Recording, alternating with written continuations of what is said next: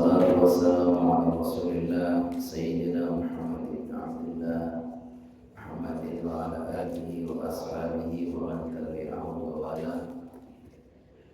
Yaqulu Allah Ta'ala fi kitabihil karim wa asdaqul qailin subhanaka la ilma lana illa ma 'allamtana innaka antal alimul hakim. Rabbi shrah li sadri wa yassir li amri wahlul 'uqdatam min lisani yafqahu qawli. Allahumma inna nas'aluka 'ilman nafi'an wa rizqan thayyiban wa 'amalan mutaqabbala. Allahumma 'allimna ma yanfa'una wanfa'na bima 'allamtana. Amin amin ya rabbal alamin.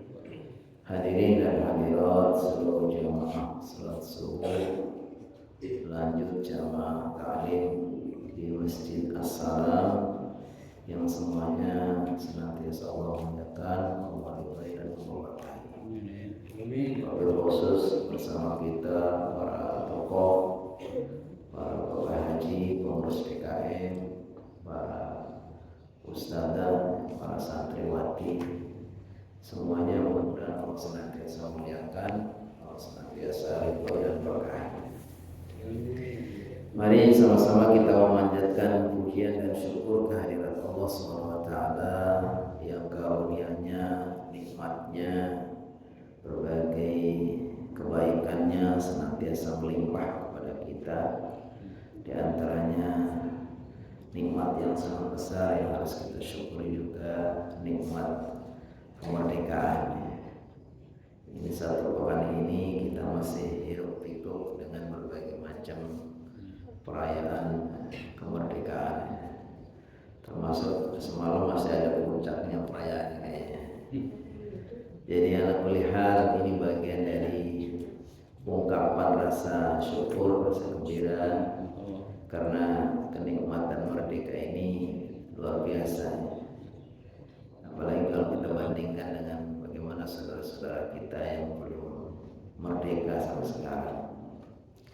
Tentu kita menjadi sangat bersyukur dengan merdeka ini kita bisa mendapatkan rasa aman.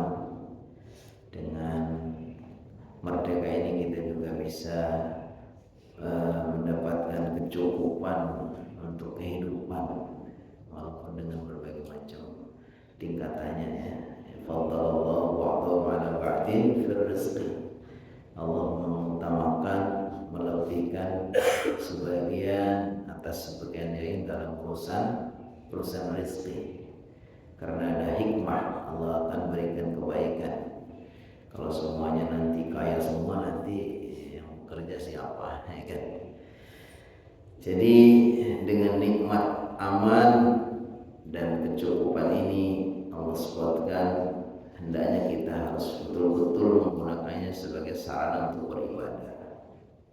فَلْيَعْبُدُوا رَبَّ هَذَا الْبَيْتِ الَّذِي أَطْعَمَهُم مِّن جُوعٍ وَآمَنَهُم مِّنْ خَوْفٍ. Hendaknya mereka beribadah kepada Allah, penguasa Baitullah, Tuhan Allah Subhanahu wa taala yang telah memberikan rasa aman dan mencukupkan kehidupan kita. Nah, termasuk bagian dari ibadah kita ya, di samping kita menjalankan kewajiban sholat lima waktu, ya kan?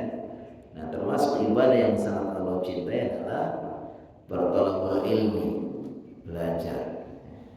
Dengan berthalabul ilmi maka orang menjadi paham agama Allah. Paham agama Allah itu maksudnya berarti tahu aturan bermain dalam hidup ini, mana yang boleh, mana yang tidak, mana yang harus dilakukan, itu namanya agama. Maka setiap orang yang menambah pemahaman agama, sebetulnya Allah bukakan pintu kebaikan kepadanya. Setiap kita semakin banyak kita paham kepada agama Allah, maka semakin luas pintu-pintu kebaikan untuk kita. Makanya kata Rasulullah SAW, man yuridillahu bi khairan yufaqihuhu fiddin. Siapapun yang menghendaki kebaikan untuknya, maka Allah berikan pemahaman kepada agama.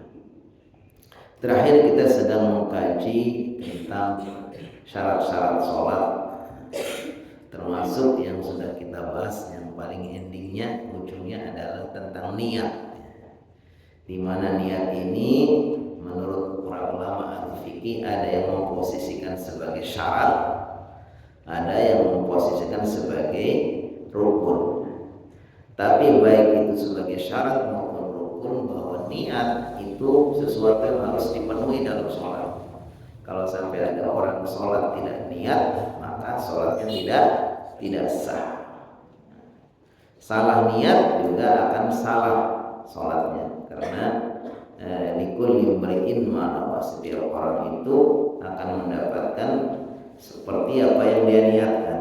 Jangan sampai sholat zuhur niatnya asar atau sebaliknya, itu pasti akan merusak sholat. Di sini ada 3 poin yang disebutkan. La khilafa bainal ulama anna niyyah idza kanat muqaranah lit takbir fahiya majziyah. Kalau memang tidak ada ikhtilaf antara ulama, ketika orang itu niat pas bareng dengan takbir, itu pasti itu sudah dianggap cukup dan benar. Cuman persoalannya tidak semua orang bisa langsung sambil takbir sambil dia menghadirkan niat kadang. Maka yang dimaksud di sini, selagi ketika takbir itu masih ada kesadaran dia niat untuk sholat, itu berarti sudah cukup. Tidak mesti harus takbir sambil melafalkan niat dalam hati, itu nggak bisa. Kebanyakan orang itu gagal, akhirnya takbirnya sangat panjang, kemudian ragu, terus jadi was-was, akhirnya takbir berulang-ulang. Padahal yang paling tepat sebelum dia takbir pasti yang sudah menghadirkan niat, habis itu takbir. Ketika takbir kan otomatis itu kesadaran niatnya masih ada, berarti sudah cukup. La khilafa bainahum fi anna niyyah ba'da takbir la tajzi. Tidak ada perbedaan pendapat antara para ilmu, para ulama, bahwa niat setelah takbir itu tidak cukup. Sudah takbiratul ihram baru niat, itu enggak sah. Idza nawa summa tasyahhada summa shalah salatu. Apabila sudah niat dulu, kemudian tersela, terjeda dengan hal yang lain, fokus kita lupa kemana gitu. Tapi kita sebenarnya ada niat, pokoknya sudah datang ke masjid, sudah masuk ke dalam shaf gitu kan. Habis itu kita dipalingkan dengan sesuatu yang membuat kita mungkin membuat tidak ngeh. Kemudian kita takbir, maka itu juga sudah cukup. Karena sebetulnya itu masih ada unsur niat di dalam hati. Dia sudah datang ke sini, sudah ada berjamaah, apalagi sampai sudah masuk berdiri dalam shaf, itu berarti sudah niat. Ini insya Allah kita anggap sudah selesai. Sekarang kita akan membahas beberapa hal yang penting juga, yaitu tentang perubahan niat di dalam sholat. Ini versinya sangat banyak ya, ada 12 macam. Bagaimana, dimana niat itu sesuatu yang sangat penting. Bagaimana kalau terjadi perubahan niat di tengah sholat? Kita sudah naik niat sholat begini, tiba-tiba di tengah itu pengen merubah dengan niat yang lain. Yang pertama di sini, pindah atau mengganti satu niat kepada niat yang lain itu punya beberapa versi, beberapa macam. Yang pertama, niat dari sholat fardu menuju sholat sunnah mutlak. Tadinya niatnya sholat zuhur, niatnya sholat zuhur sendiri, tidak berjamaah. Tiba-tiba melihat sekelompok orang melakukan jamaah. Tapi kita sudah niat mau sholat zuhur. Kemudian kita ganti, ya udah sholat zuhurnya kita ganti menjadi sholat sunnah. Ini disebutkan di sini tidak boleh, karena di sini bagaimana kalau gitu, ya sudah kita batalkan saja. Kita sudah dapat pahalanya, sudah satu rakaat, tiba-tiba ada jamaah sekelompok orang mau melakukan jamaah, kita mau bergabung pada mereka.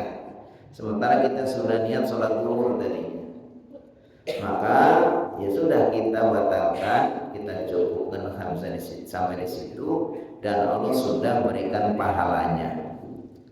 Nah, di sini disebutkan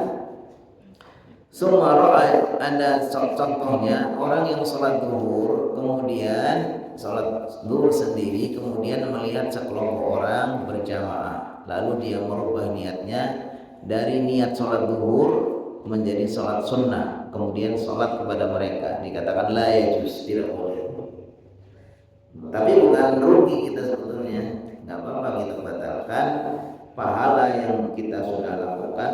Kita sudah selesai 2 rakaat, ya sudah, Allah SWT berikan penghargaan pahala karena kita sudah melakukannya. Kemudian kita tutup, kita batalkan, kemudian kita ikut berjamaah. Yang kedua, dari satu sholat fardu kepada fardu yang lain, merubah sama-sama fardu, dari niat sholat fardu, namanya sholat fardu zuhur atau fardu asar, kemudian diganti, dibalik. Di sini contoh di sini sholat fardu kepada fardu yang lain, kemudian diganti kepada, kita niat sholat zuhur, tiba-tiba kita niat sholat asar, tiba-tiba setelah kita mulai sholat lupa bahwa kita tadi sholat zuhurnya itu belum, kemudian kita mau ganti kepada zuhur. Nah, itu nggak bisa. Kenapa di sini? Karena yang pertama itu berarti dia sudah memutuskan sholat, itu membatalkan sholat yang pertama. Yang kedua, sholat yang keduanya belum niat sebelumnya. Nah, di sini disebutkan fal awwalu li'annahu qata'ah. Kenapa sholat yang pertamanya juga tidak sah? Pokoknya kita niat sholat asar, kita udah niatkan sholat asar, kemudian kita akan ganti kepada sholat zuhur. Berarti kalau begitu, sholat asarnya yang kita sudah niatkan kita putuskan, kemudian sholat zuhurnya yang akan kita lakukan kita belum niat. Ini alasannya, jadi tidak sah. Yang ketiga, dari sholat sunnah kepada sholat fardu, ini juga sama, tidak sah. Pokoknya kita niatnya sholat sunnah qobliyah zuhur, tiba-tiba yaudah deh waktunya buru-buru kita ganti, udah langsung niatkan sholat zuhur, tinggal ditambah lagi 2 rakaat lagi mamanya, maka dua-duanya tidak sah. Sholat sunnahnya karena niatnya sholat sunnah tadi kita ganti ke zuhur, berarti kita memutuskan sholat, kemudian pada sholat zuhurnya kita tidak niat dulu, jadi dua-duanya akhirnya tidak sah. Kemudian min naflin muayyanin ila naflin mutlaq. Di sini dari perubahan niat dari sholat sunnah tertentu kepada sholat sunnah mutlak. Kalau muayyan itu tertentu, itu artinya sholat sunnahnya sudah ditentukan namanya, sholat qobliyah atau ba'diyah atau apa gitu. Kalau sholat mutlak itu ya pokoknya sholat sunnah saja. Bagaimana perubahan dari sholat sunnah tertentu kepada sholat sunnah yang mutlak? Di sini disebutkan yajuz, boleh. Jadi maunya kita niat sholat sunnah qobliyah zuhur atau ba'diyah zuhur, kemudian kita ganti aja deh dengan sholat sunnah mutlak. Kita salam, kemudian kita bangun lagi baru pokoknya sholat sunnah qobliyah zuhurnya atau ba'diyah zuhurnya, itu nggak apa-apa. Jadi kalau dari sholat sunnah yang tertentu pada sholat sunnah yang mutlak itu boleh. Alasannya di sini apa? Karena sholat sunnah tertentu itu berarti sudah terkandung di dalamnya sholat sunnah. Karena sholat sunnah mutlak itu sholat sunnah yang tidak terikat dengan nama, waktu, kemudian sebab tertentu. Pokoknya pengen sholat sunnah ya udah sholat sunnah lillahi ta'ala, itu namanya sholat sunnah mutlak.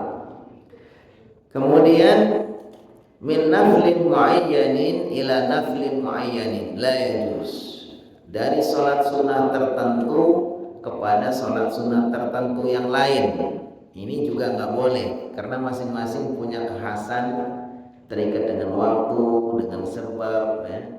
Maka di sini nggak boleh berubah, pokoknya niat sholat sunnah hajat menjadi sholat sunnah duha, atau sebaliknya niat sholat sunnah istikharah apa seterusnya, itu kan sholat sunnah yang tertentu.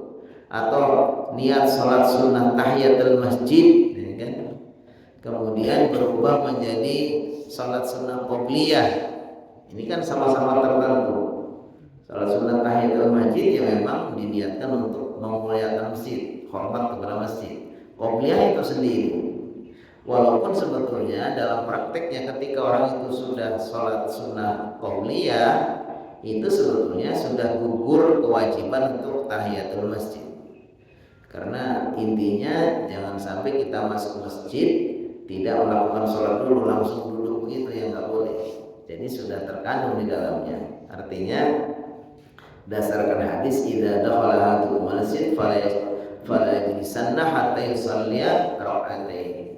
Ketika salah satu dari kalian masuk masjid, maka jangan duduk dulu kecuali sesudah sholat 2 rakaat. Maka sebetulnya dengan hadis ini ketika orang itu masuk masjid melakukan sholat sunnah qobliyah atau sunnah yang lain, itu sudah bebas dari tuntutan tadi, janganlah seseorang masuk masjid kecuali harus sholat dulu. Artinya sudah terkandung di dalamnya. Tapi tentu saja ketika kita niatkan sholat sunnah tahiyatul masjid, ya sifatnya muayyan tertentu. Sehingga ketika kita sudah sholat sunnah tahiyatul masjid, niatnya ya nggak boleh dirubah menjadi sholat sunnah yang lain. Min naflin mutlaqin ila naflin muayyan la yasih. Begitu juga dari sholat sunnah mutlak kemudian kita ganti menjadi sholat sunnah tertentu, nggak bisa. Awalnya saya mau sholat sunnah lillahi ta'ala Allahu Akbar, nggak ada niat sholat apapun kecuali sholat sunnah saja. Tiba-tiba dalam hati terbersit gantian menjadi sholat sunnah qobliyah zuhur, ini nggak bisa. Karena dari sholat sunnah mutlak yang sifatnya umum itu nggak bisa berubah menjadi muayyan. Min niyati imamin ila ma'mum fayajuz. Nah, di sini ada perubahan niat dari niat awalnya pengen niat jadi imam kemudian berubah menjadi makmum. Itu ternyata boleh. Ini peristiwanya ketika Abu Bakar menjadi imam. Ketika Abu Bakar radhiyallahu anhu menjadi imam saat baginda Nabi Muhammad SAW sakit, dikira Nabi baginda nanti nggak bisa datang ke masjid, maka para jamaah minta kepada Abu Bakar untuk menjadi imam. Setelah beliau menjadi imam, sudah mulai sholat, tiba-tiba kedengaran oleh Abu Bakar bahwa baginda itu masuk masjid. Maka Abu Bakar langsung, karena saking memuliakannya, ya beliau merasa ini tidak berhak saya jadi imam. Maka beliau kemudian mau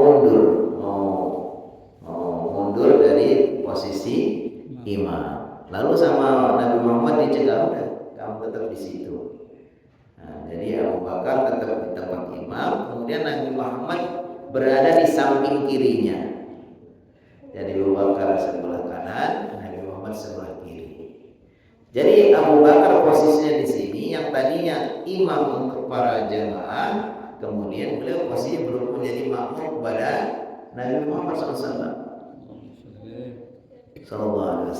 Nah, ini berarti di sini boleh perubahan niat tadinya dari imam kemudian berubah menjadi makmum. Akhirnya bagaimana? Berarti Nabi Muhammad menjadi imam untuk Abu Bakar, kemudian Abu Bakar menjadi sekaligus juga bareng bersama para jamaah menjadi makmum. Di sini ada perubahan niat dari niat menjadi imam kemudian berubah menjadi makmum. Itu ternyata boleh. Yang kedelapan, min mutammin ila imamin ila mutammin bi imamin akhar.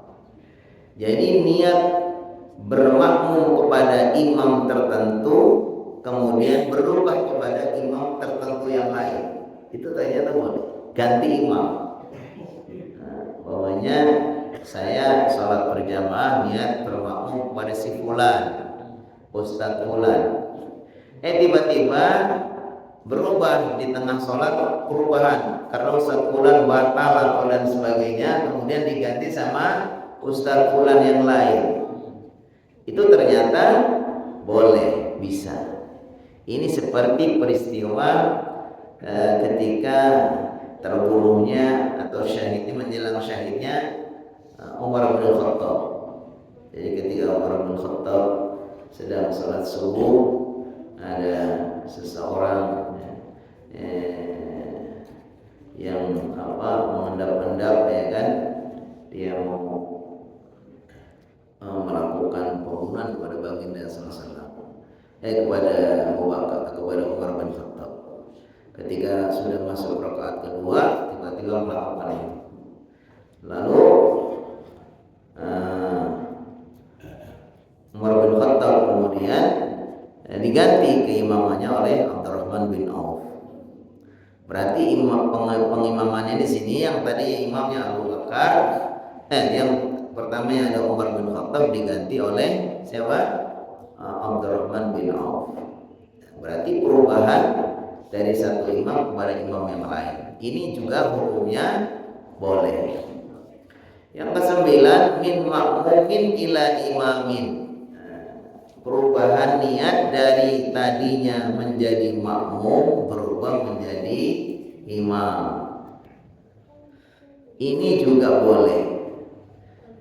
Kama idza hadasa lil imam udhrun fi shalah fa yastakhlifu ahad al ma'mun li hadis Umar bin Khattab. Nah, ini juga sama kalau namanya kita niatnya awalnya pengen jadi makmum, kemudian kita diminta karena kondisi imam umpamanya batal misalnya, kemudian kita ditarik untuk maju ke depan, maka kita berubah tadinya makmum menjadi imam. Itu juga boleh. Sekaligus itu berkonsekuensi juga tadi makmumnya berarti berganti imam, kemudian imamnya yang tadinya makmum berubah menjadi imam. Nah, ini juga termasuk yang dibolehkan. Pokoknya imam yang batal, kemudian makmumnya yang tadinya niat bermakmum maju ke depan, kemudian berubah niatnya menjadi imam. Itu juga boleh. Versi yang ke-10, min munfaridin ila imamin. Termasuk boleh juga niat dari sholat sendiri, sholat munfarid tidak berjamaah, kemudian menjadi imam, niat menjadi imam berjamaah. Ini juga boleh. Seperti seseorang ketika sholat sendirian tidak berjamaah, kemudian tiba-tiba datang makmum atau orang lain, kemudian bermakmum kepadanya. Maka kemudian yang tadinya niat sendiri kemudian niat menjadi imam lalu berjamaah. Ini banyak kan, kita lagi sholat sendiri tiba-tiba ada yang menepuk, namanya ada ngasih tahu gitu ya. Maka ini juga boleh, baik dalam sholat sunnah maupun sholat wajib, ya kan? Kalau dalam sholat sunnah seperti yang diceritakan oleh Ibnu Abbas. Ibnu Abbas suatu ketika dia mabit atau nginap di rumah baginda Nabi Muhammad SAW, di rumah bibinya. Nabi Muhammad SAW ada di situ, mabitnya di situ. Kemudian di malam hari Nabi Muhammad bangun dia mulai sendiri. Lalu Ibnu Abbas kemudian ikut berjamaah, ngambil posisi di sebelah sebelah kiri. Jadi Nabi Muhammad sedang qiyamul lail sendiri, kemudian Ibnu Abbas mau ikut berjamaah. Lalu Ibnu Abbas ambil posisi di sebelah kiri. Nabi Muhammad diputar, yang tadi di sebelah kiri diputar sini, kalau sini nih, diposisikan sebelah kanan. Berarti kalau kita berjamaah dua orang itu, kalau orang laki-laki berjamaah dua orang itu, makmumnya sebelah mana? Makmumnya sebelah kanan. imamnya sebelah kiri seperti tadi ya. Ketika Ibnu Abbas ambil posisi sebelah kiri, kemudian digeser sama Muhammad SAW, ditarik ke sebelah kanan. Nanti kalau datang lagi orang yang keduanya, makmum yang kedua, imam yang di sebelah kanannya mundur di belakang posisi imam. Ini ya. Datang lagi yang ketiga, ambil kanan kiri, jangan kanan semua, karena sudah jauh nanti. Jadi harus diseimbangkan. Karena dalilnya apa? Dia ini minkum ulul ahlam. Intinya ya yang paling dekat kepada imam. Kalau namanya posisi sofnya itu hanya ke sana semua, itu kan berarti semakin menjauh imam. Harusnya kan ya kanan, kemudian kiri, kanan kiri, sehingga jarak menuju imam itu paling dekat yang memungkinkan ya, bukan yang sebelah kiri dikosongkan kemudian sebelah kanan dipenuhkan. Berikutnya versi yang ke 11, min imamin ila munfaridi la yajuz illa li udhrin. Ini yang disebutkan perubahan niat dari menjadi imam kepada sholat sendiri. Ini tidak boleh kecuali ada udzur. Contohnya udhurnya apa? Ya, tiba-tiba makmumnya pergi ya terpaksa ya kan. Udah niat jadi imam hanya 2 orang lagi. Tiba-tiba makmumnya batal pergi, ya udah ya kan. Tapi sebetulnya nggak usah berubah juga otomatis. Nggak usah diniatkan berubah jadi makmum. Di sini disebutkan tidak boleh asal mulanya itu hukumnya berubah dari imam menjadi sendiri ya, kecuali dalam keadaan udzur. Tiba-tiba jamaahnya bubar semua ya kan. Kenapa bubar semua? Mungkin sholatnya kepanjangan ya kan. Seperti juga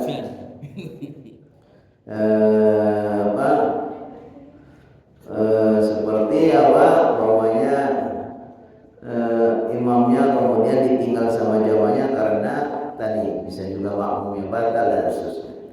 Yang ke-12, yang terakhir, versi yang ke-12, min makmumin ila munfaridin.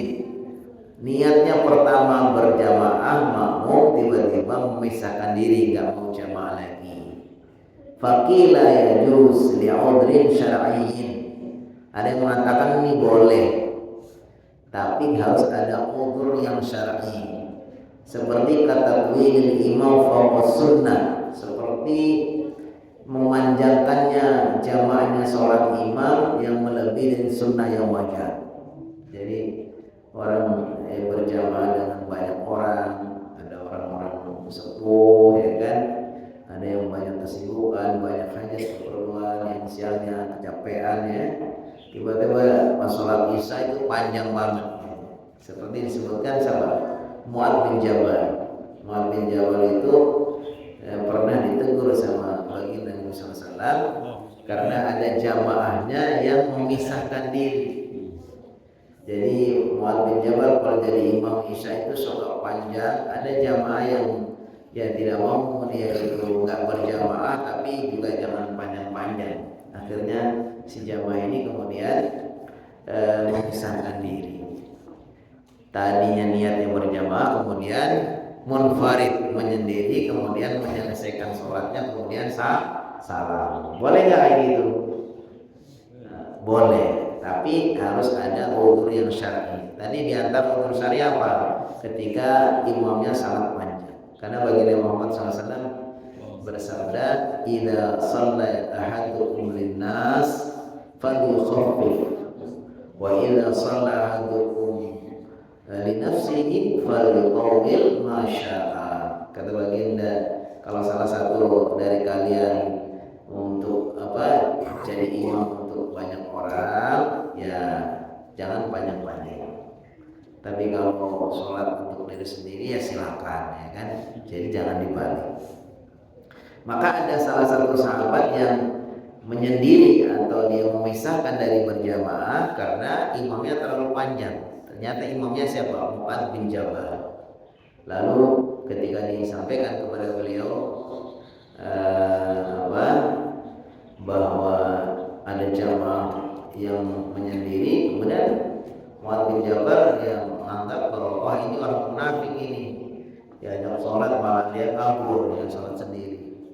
Tapi ternyata telah diajukan kepada baginda Nabi Muhammad SAW, justru Mu'adz bin Jabal yang ditegur. Kata beliau, "Afattanun anta ya Mu'adz?" Orang membuat fitnah wahai Mu'adz. Tahu bahwa jamaahnya itu banyak orang dengan berbagai macam keperluan, ada yang tua, ada yang macam-macam dan seterusnya. Kenapa kamu sholatnya panjang-panjang? Ya, artinya di sini dalam kondisi tertentu boleh ya, ketika kita memang ada hajat kemudian memisahkan dari jamaah. Kita punya ada kesempatan berjamaah, tapi kita terkejar waktu. Kalau saya nanti ikut sampai salam nih, bisa-bisa saya maunya telat kereta atau apa sebagainya, sudah kita niatkan apa? Memisahkan diri, menyelesaikan sholatnya sendiri sampai salam, kemudian kita pergi duluan. Nah ini disebutkan boleh. Nah ini beberapa macam, ada 12 versi perubahan niat dalam waktu sholat. Sedikit lagi kita selesaikan biar enggak tangguh. Bagaimana perbedaan niatnya imam dengan niatnya makmum? Jadi secara umum antara imam dan makmum ketika sholatnya dan niatnya sama itu udah sepakat. Nggak ada perbedaan antara para ahli ilmu tentang bolehnya. Makanya mesti sah. Berarti harus antara makmum dan imam itu niatnya harus cocok, nggak ada perubahan. Tapi di sini ada beberapa hal yang sebetulnya perbedaan antara niatnya imam dan niatnya makmum terjadi, tapi dibolehkan. Imamnya niat begini, makmumnya niat begitu, tapi ternyata boleh. Kenapa? Karena tidak terjadi perbedaan yang sifatnya amalan-amalan lahiriah. Jadi ketika sholatnya itu sama rakaatnya, gerakannya sama antara imam dan makmum itu ternyata boleh. Yang tidak boleh itu kalau ada perbedaan gerakan-gerakannya. Makanya di sini disebutkan ketika yang berbeda itu niatnya saja, niatnya si makmum dengan niatnya imam berbeda, tapi gerakan-gerakan sholatnya itu sama, itu ternyata boleh. Contohnya apa? Sholatul muntafil khalfal muftarid. Seperti niatnya orang makmum sholat sunnah, orang sholat sunnah kepada bermakmum kepada imam yang sholat fardu. Jadi imamnya sedang sholat wajib, kemudian kita berjamaah dengan niat sholat sunnah. Ini ternyata boleh. Kenapa? Karena ya innamal a'malu binniyat wa innamal likulli imri'in ma nawa. Setiap orang itu mendapatkan sesuai dengan niatnya. Yang dikatakan bahwa kita harus sama dengan mengikuti imam itu dalam hal-hal yang sifatnya apa? Yang sifatnya lahir. Fa idza kabbaru fakabbiru wa idza raka'a farka'u wa idza sajada fasjudu. Kalau imam sudah takbir maka kalian takbir. Kalau imam sudah ruku maka kalian ruku. Kalau imam sudah sujud maka kalian sujud. Itu yang sifatnya lahir. Yang sifatnya lahir itu harus diikuti. Innama ju'alal imamu illa liyutamma.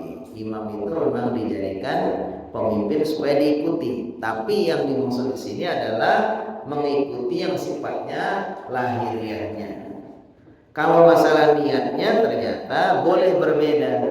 Imamnya niat sholat wajib, makmumnya boleh niat sholat sunnah, asalkan gerakannya sama.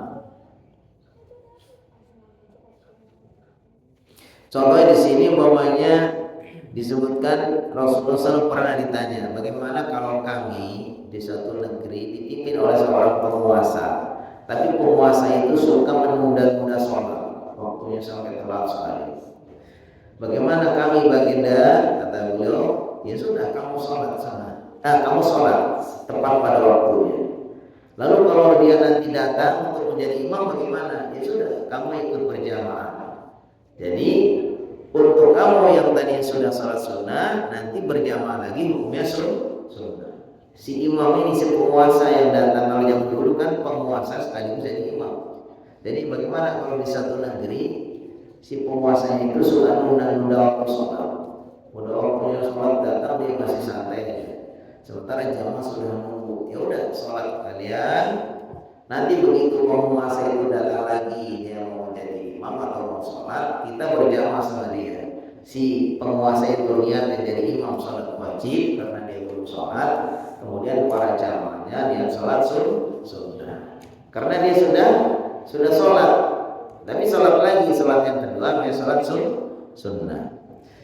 Termasuk boleh juga sholatul muftarid khalfal muntafil. Ini dibalik, ini juga boleh. Si makmum sholat wajib, kemudian imamnya sholat sunnah. Seperti tadi kebiasaan Mu'adz bin Jabal. Ada salah seorang sahabat Mu'adz bin Jabal itu, pertamanya sholat bersama Nabi Muhammad SAW berjamaah mengikuti Nabi Muhammad SAW. Pokoknya jamaah isya bersama baginda Nabi. Udah berjamaah sama Nabi, berarti kan dia udah sholat isya. Kemudian ternyata dia ditunggu-tunggu sama masyarakatnya untuk jadi imam. Maka Mu'adz bin Jabal kemudian balik ke kampungnya. Nanti qomat mereka melakukan sholat isya lagi. Nah berarti Mu'adz bin Jabal ini posisinya sholat sunnah karena dia sudah berjamaah dengan Nabi Muhammad SAW. Sedangkan untuk masyarakatnya adalah sholat fardu, sholat wajib. Berarti dibalik dia boleh. Makmumnya sholat wajib, imamnya sholat sunnah juga boleh. Yang ketiga, sholatul muftarid khalfa man yusalli fardhan akhar. Termasuk juga dibolehkan makmum yang sholat fardu, niat sholat fardu tertentu di belakang imam yang sholat fardu yang lain. Makmumnya niat sholat zuhur, imamnya niat sholat asar. Kenapa begitu? Ya karena apa? Karena si makmum ini musafir. Ternyata tadi belum sholat zuhur. Ketika berhenti di sebuah masjid sudah datang waktu asar. Si imam sedang sholat asar wajib. Kemudian kita bergabung langsung ikut sholat. Karena sama-sama 4 rakaat, gerakan juga sama, ya kan? Maka si makmum itu sebagai seorang musafir niatnya sholat zuhur, kemudian imamnya tetap sholat asar. Itu ternyata boleh dengan syarat. Nah ini syaratnya hendaknya jumlah rakaatnya itu sesuai. Jadi harus sama, ya kan? Kalau kita sholat isya, imamnya sholat isya, makmumnya sholat maghrib nggak bisa, karena imamnya jumlahnya 4, kemudian makmumnya 3, nggak bisa. Jadi syarat yang pertama jumlahnya sama, jumlah rakaatnya sama. Yang kedua, atau jumlah rakaatnya makmum lebih banyak daripada jumlah rakaatnya imam. Nggak boleh dibalik. Kalau umpamanya makmumnya itu sholatnya harus 4 rakaat, imamnya 3, itu boleh, karena nanti tinggal ditambah saja. Setelah salam kita nambah sendiri. Tapi kalau dibalik nggak bisa. Nggak bisa. Jadi an yakuna adadu rakaati fardul makmum aqalla min al-imam tadi sudah ya. Jadi kalau dibalik nggak bisa. Jadi kalau jumlah rakaatnya makmum itu lebih banyak maka bisa. Tapi kalau dibalik maka tidak bisa. Berikutnya 2 lagi saya singkat. Yang keempat, sholatul mutimmi khalfa salatu man yaksur. Sholatnya orang yang itmam itu maksudnya sholatnya tidak dikosor, tidak dijamak, tidak dikosor, sempurna, ya kan? Berjamaah dengan sholat yang kosor. Ada seorang musafir lagi sholat kosor, sholat zuhurnya hanya 2. Kemudian ada orang masyarakat di situ mau berjamaah dengan dia, boleh nggak? Boleh. Nanti setelah si musafir ini sholat 2 rakaat, dia kemudian salam, ya tinggal kita menambahkan sendiri 2 lagi. Jadi mudah sekali kalau kita lihat. Jadi orang yang sholatnya tam, sholatnya lengkap 4 rakaat umpamanya, berjamaah kepada orang yang sholatnya kosor 2 rakaat. Bagaimana? Boleh, bisa. Tinggal bagaimana? Ya, tinggal nanti setelah imamnya selesai salam, kita tambahkan 2 lagi. Di sini sebutnya ada faidah, tidak disyaratkan niat mengkosor bagi orang yang mau mengkosor. Namanya pernah Nabi Muhammad SAW niat kosor, para jamaahnya nggak tahu kalau Nabi Muhammad mau kosor, ternyata ya nggak apa-apa. Jadi di sini tidak disyaratkan. Kemudian yang terakhir, sholatu man yaksur khalfal mutim. Atau dibalik, sholatnya orang yang niat mengkosor tapi dia berjamaah kepada orang yang sedang sholatnya tam. Bagaimana di sini? Boleh juga. Hanya saja di sini disebutkan kalau kita berjamaah kepada orang yang sholatnya tam, walaupun kita niat kosor, kita tetap saja yang sholat ada berjamaahnya itu kita harus menyempurnakan. Contoh nih, saya mau sholat sholat zuhur sama asar kan, berjamaah dengan orang yang ada di situ, sholatnya sholat tam. Bagaimana? Ya sudah, kita ikut sholat zuhurnya dengan niat sholat zuhur, tapi niatnya sebenarnya mau kosor. Tapi karena di kampung itu dia imamnya sholatnya 4, ya sudah kita ikuti 4. Baru nanti yang satunya yang sholat asarnya kalau kita mau jamak berarti kita niatkan kosor.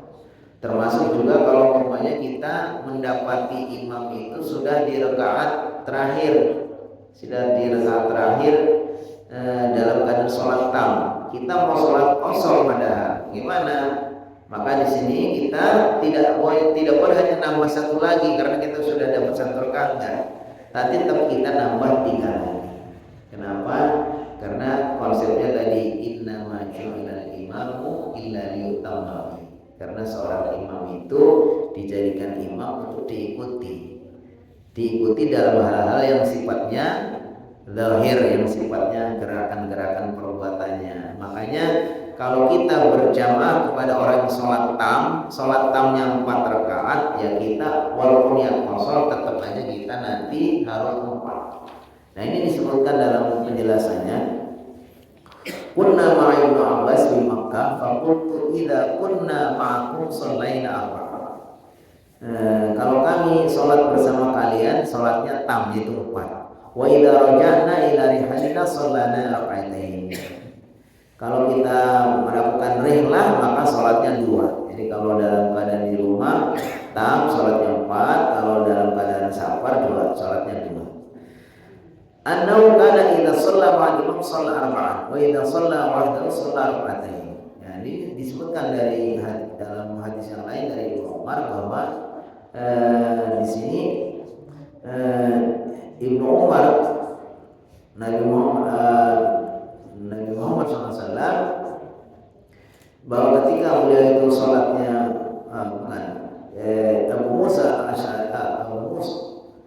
Musa bin Salamah dari Ibnu Umar bahwasanya adalah beliau ketika sholat bersama imam sholatnya 4.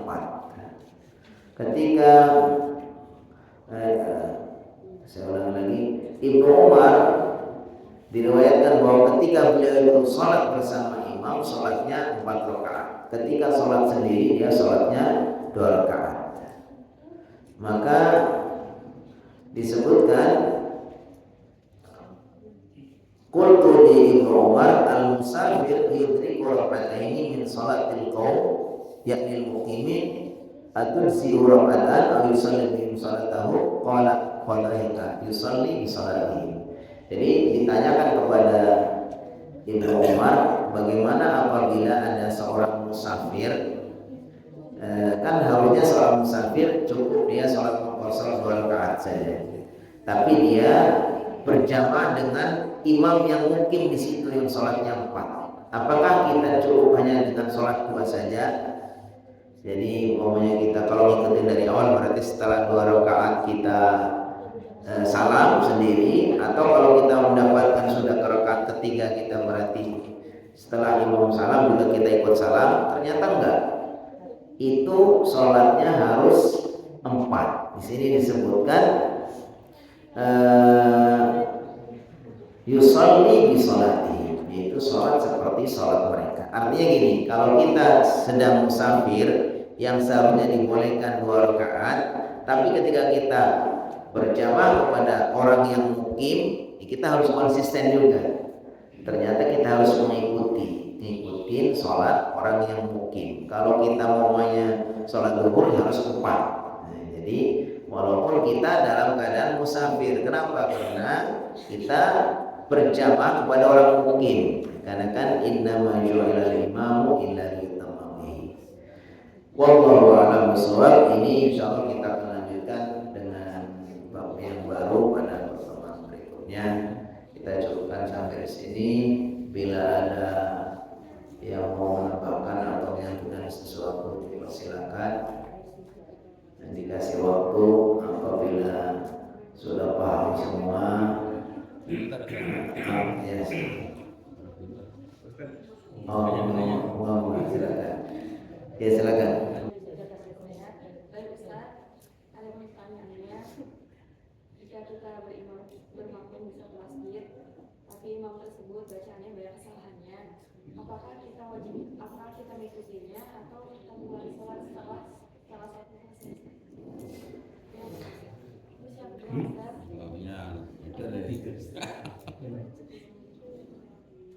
yang kedua, kalau misal kita pas sholat sunnah, misalnya sholat zuhur, kalau sholat zuhur kan sholat sunnahnya 4 ya Ustaz, 4 qobla 4. Tapi sebelum selesai 4 rakaat itu udah qomat dan udah sholat.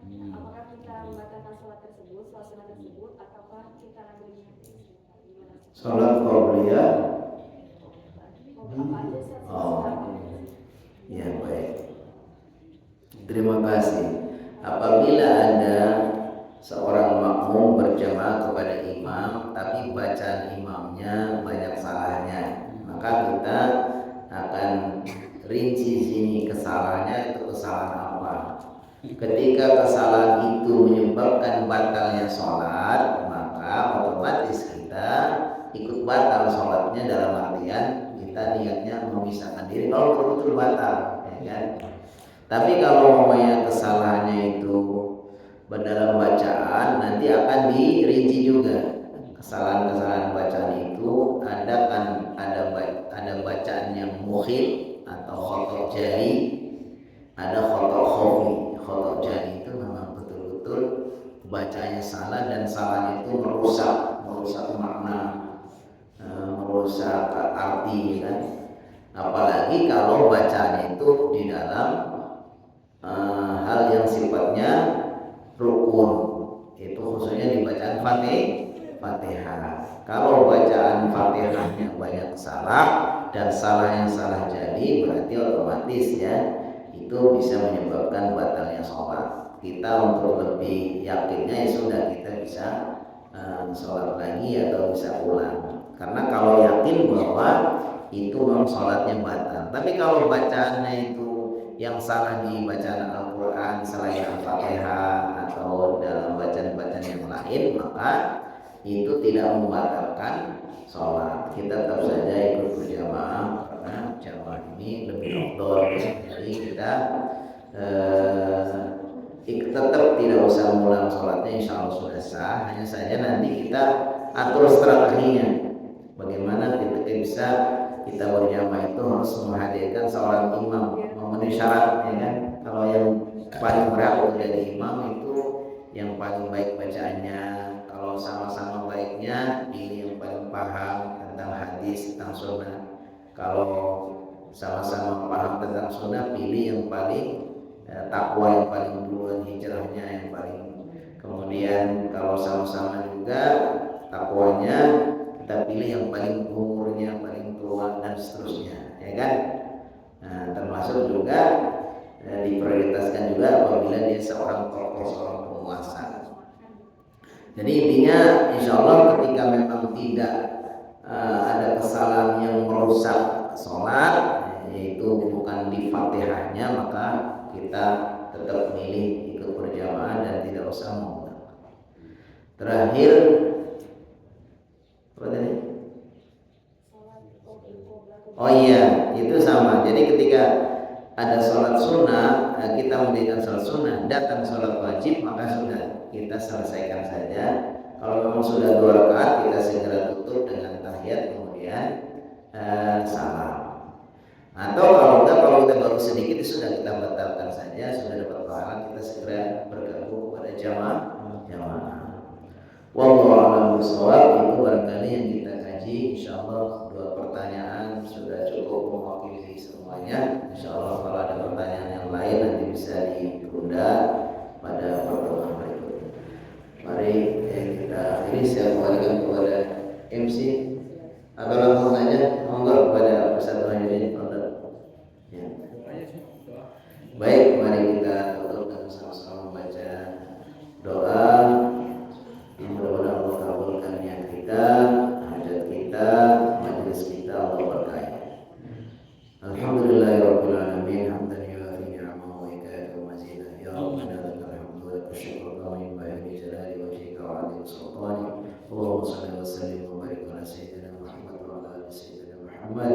Allahumma ij'al jam'ana hadza jam'an marhuma wa tafarraqana min ba'di tafarruqan ma'suma. Allahumma inna nas'aluka 'ilman nafi'an wa rizqan thayyiban wa 'amalan mutaqabbalan. Allahumma nas'aluka al-jannah wa ma qarraba ilayha min qawlin wa 'amal, wa na'udzu bika minan nar wa ma qarraba ilayha min qawlin wa 'amal. Rabbana hab lana min azwajina wa dhurriyyatina qurrata a'yun waj'alna lil muttaqina imama. Rabbana ij'alna wa waladana wa banatina wa talamidatina wa tilmidatina min ahli al-'ilmi wa ahli al-khairi wa ahli al-Qur'an, wa la taj'alna waliyyan lisyarri wa ghayri tughyan. Rabbana atina fid dunya hasanah wa fil akhirati hasanah wa qina adzabannar. Subhana rabbika rabbil izzati amma yasifun, wa salamun alal mursalin, walhamdulillahi rabbil alamin.